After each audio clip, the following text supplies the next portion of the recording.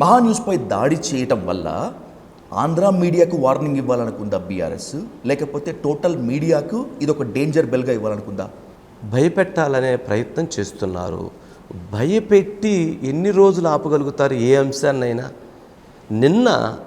మొన్న కవిత గారు ఒక ఇంటర్వ్యూలో నా ఫోన్ కూడా ట్యాప్ అయింది, మా హస్బెండ్ ఫోన్ కూడా ట్యాప్ చేశారని స్వయంగా కవిత గారు చెప్పారు. ఎప్పుడు ట్యాప్ అయింది? బీఆర్ఎస్ ప్రభుత్వ హయాంలో ట్యాప్ అయిందని చెప్పారు. ఇంతకంటే ఏం మాట్లాడాలి? అంటే మీడియాని భయపెట్టడం ఇది ఒక ప్యాషన్ అయిపోయింది. ఒక పార్టీ విధానాలు, ఒక ప్రజాస్వామ్యం అవన్నీ మర్చిపోతున్నారు.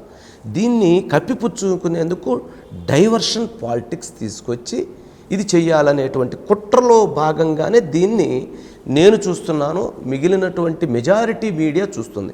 కొంతమంది దీన్ని అంగీకరించకపోవచ్చు నా వాదనని, కానీ వాళ్ళ అభిప్రాయాలను కూడా కొంచెం సమర్థవంతంగా ఒక మంచి భాషతో మంచి వ్యక్తీకరణతో చెప్పడంలో తప్పు లేదు నచ్చనటువంటి అంశాలని.